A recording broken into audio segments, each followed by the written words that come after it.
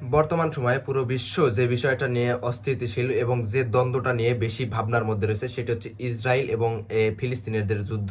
এই ইসরায়েল এবং ফিলিস্তিনিদের যুদ্ধ কিন্তু একদম যুগ যুগ ধরে চলে আসতেছে এবং এই যুদ্ধটা কিন্তু এখন পর্যন্ত স্থিতিশীল করার কোনো চেষ্টা করেও লাভ হয়নি, কারণ এটা স্থিতিশীলতা বজায় রাখেনি।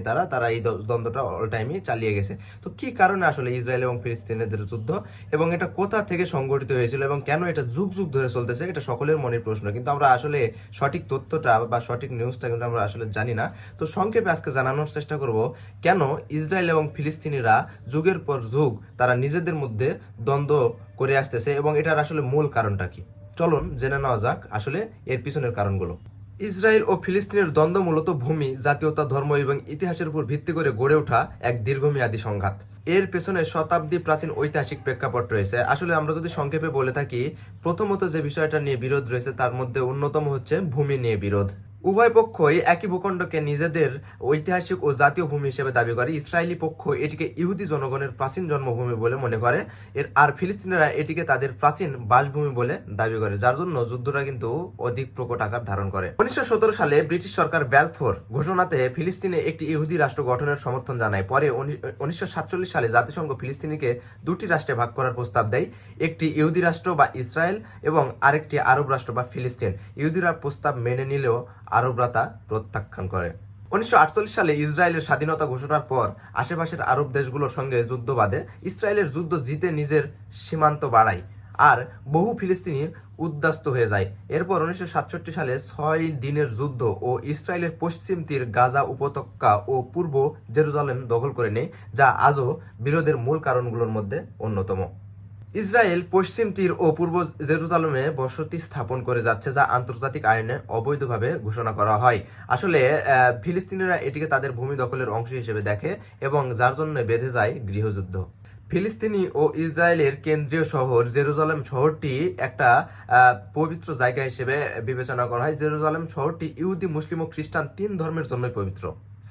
ইসরায়েলের পুরো জেরুজালেমকে নিজের রাজধানী দাবি করে, কিন্তু ফিলিস্তিনিরা পূর্ব জেরুজালেমকে তাদের ভবিষ্যৎ রাষ্ট্রের রাজধানী হিসেবে দাবি করে, যার জন্য যুদ্ধটা কিন্তু প্রকোপ আকার ধারণ করে যায়। বছরের পর বছর ধরে সংঘাত, হামাসের রকেট হামলা, ইসরায়েলের সামরিক অভিযান, আত্মঘাতী বোমা হামলা, অবরোধ এসব নিয়ে সহিংসতা চলছে। মাঝে মধ্যে শান্তি আলোচনার চেষ্টা হলেও তা বারবার ভেস্তে যায়। মূলত এটি ভূমি ও আত্মপরিচয় নিয়েই লড়াই, যেখানে দুই পক্ষই নিজেদের ন্যায়সঙ্গত মনে করে।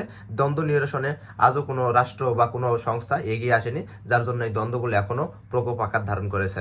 ইসরায়েল ও ফিলিস্তিনের মধ্যে চলমান সংঘাতের সর্বশেষ তথ্য অনুযায়ী 2023 সালের অক্টোবর মাস থেকে সহিংসতা তীব্র আকার ধারণ করেছে। 7 অক্টোবর 2023 তারিখে হামাস ইসরায়েলের উপর স্থল, সমুদ্র এবং বিমান হামলা চালায়, যাতে 1200 জনেরও বেশি ইসরায়েলি নিহত হয় এবং 240 জনেরও বেশি জিম্মি হয়ে যায়। এর প্রতিক্রিয়ায় ইসরায়েল গাজা, পশ্চিম তীর সহ সমগ্র ফিলিস্তিনের ক্রমাগত হামলা শুরু করে। এই সংঘাতে গাজা উপত্যকায় মৃত্যুর সংখ্যা প্রায় 45,000 ছাড়িয়েছে। আপনারা কি ভাবতে পারেন 45,000 জনসংখ্যা মৃত্যুবরণ করেছে শুধুমাত্র ইসরায়েলের হামলায়। এর পাশাপাশি আহত হয়েছেন প্রায় 1.5 লক্ষেরও বেশি ফিলিস্তিনি, যাদের মধ্যে নারী ও শিশুর সংখ্যায় বেশি। ইসরায়েলি হামলায় গাজার হাজারো ভবন ধ্বংস বা ক্ষতিগ্রস্ত হয়েছে এবং প্রায় 20 লাখেরও বেশি বাসিন্দা তাদের বাড়িঘর ছাড়তে বাধ্য হয়েছে। জাতিসংঘের মতে গাজার যে 85% ফিলিস্তিনি বাস্তুচ্যুত হয়েছেন।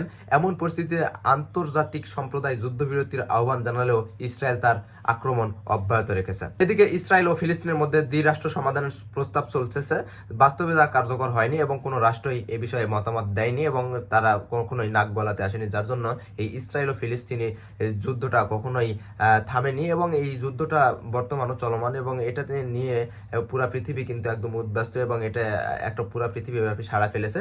আর এই যুদ্ধটা কবে থামবে এবং এটার শেষ কোথায়, এটা কিন্তু কেউ জানে না।